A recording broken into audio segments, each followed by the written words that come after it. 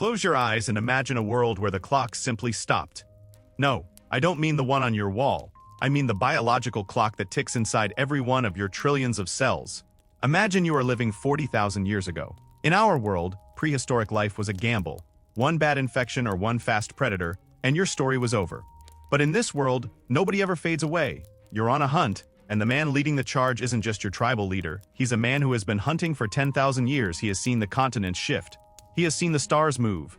He has the muscle memory of 1,000,000 successful kills. He doesn't have a gray hair on his head, and he never will. Today, we see death as the ultimate enemy. We spend billions of dollars on medicine, biohacking, and technology, all trying to solve the problem of mortality. We treat aging like a disease that needs a cure. But for our ancient ancestors, immortality wouldn't have been a miracle. It would have been a catastrophe. What happens to the human story if the final chapter is never written? What happens to evolution, to our planet, and to the very soul of what makes us human if we never ever leave the stage? Today we're asking the ultimate what if nobody ever died?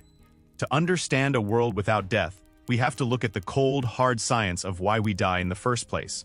Biologically speaking, death isn't just an accident or a failure of the system. It is actually an innovation. It is the mechanism that allows life to try something new. Think of evolution like a massive software update. Evolution works because the old generation eventually moves on, making room for a new generation that carries slightly different, sometimes better traits. A slightly longer thumb for tool making, a slightly larger brain for complex language, a slightly better immune system to fight a new virus. If nobody ever died, evolution would effectively hit the pause button. In a world of immortals, the original humans would still be here. Because they never die, there is no biological pressure for the species to adapt or change. If the first humans who walked the savannah never left, their DNA would remain the dominant force on the planet. We wouldn't have evolved into the complex, creative, and varied species we are today. We would be stuck on version 1, forever. In this scenario, history wouldn't be a record of progress. It would be a story of total stagnation. We wouldn't be history because history implies change. We would just be a static biological loop, frozen in a prehistoric moment that never ends. Now, let's look at the math, and it's unsettling.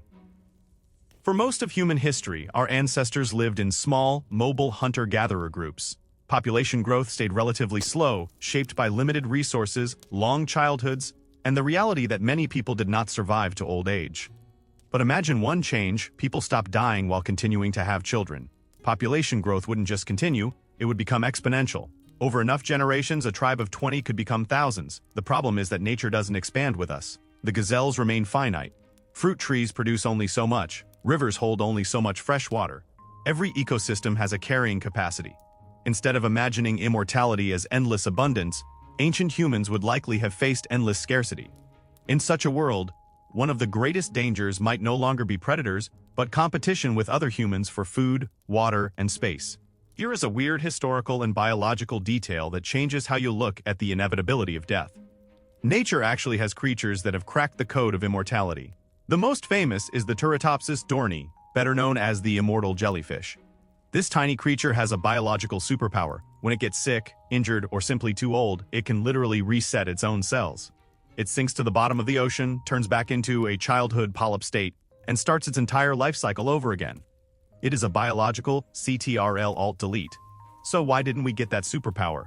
Why did humans choose to die? The answer is complexity. If you look at the immortal or extremely long-lived creatures in nature, like the jellyfish, the Greenland shark, or the bowhead whale, they all share a common trait. They are relatively simple compared to us. Complexity, the ability to have a brain that contemplates the stars, a heart that feels romantic love, and a nervous system that can create art, seems to require a life cycle. To have the high-energy, high-intelligence life we lead, our bodies have to burn bright and fast. By choosing to be complex, we essentially signed a contract with mortality. We traded the ability to live forever for the ability to be human. We are the only animals on this planet who truly understand that our time is limited and that knowledge is the secret engine that drove us to cross oceans, build pyramids, and eventually fly to the moon. This is where it gets psychological. Human progress isn't just about biology, it's about fresh eyes. Every new generation looks at the world and asks, why do we do it this way? Is there a better path? But in a world where nobody ever dies, there is no new generation in the social sense. Think about the hierarchy. If the people who invented the very first stone axe are still around 2 million years later, They aren't going to want to change the design. They are the experts. They have been doing it for an eternity. Why would they listen to a newcomer who has only been alive for a paltry 50 years? Without death, there is no inheritance of ideas. There is no passing of the torch from parent to child because the parent never lets go of the torch. This leads to a stagnation of the soul. Life is defined by its milestones: birth, coming of age, finding a partner, raising a family, and eventually preparing for the end. If you take away the end, the middle starts to lose its meaning. In our world, we value our time because we know it is a finite currency. We hurry to learn, to love, and to leave a legacy because we know the sun is going down. But in an immortal world, you have all the time in the universe. Why build a house today when you can do it in 1,000 years? Why find a partner now when you have an eternity of options? Without death, the lives of ancient humans would likely be defined by a crushing, infinite boredom. We wouldn't be the restless, inventive species we are today. We would be a world of procrastinators, waiting for a tomorrow that never feels urgent. So what if nobody ever died? On the surface, it sounds like a dream, but as we've seen, it would have been a biological and social dead end. We would have filled the earth with identical faces in a heartbeat. We would have run out of resources before we ever learned to farm. And most importantly, we would have stopped being us. Death is the frame that gives the painting its value. It is the silence between the notes that makes the music beautiful.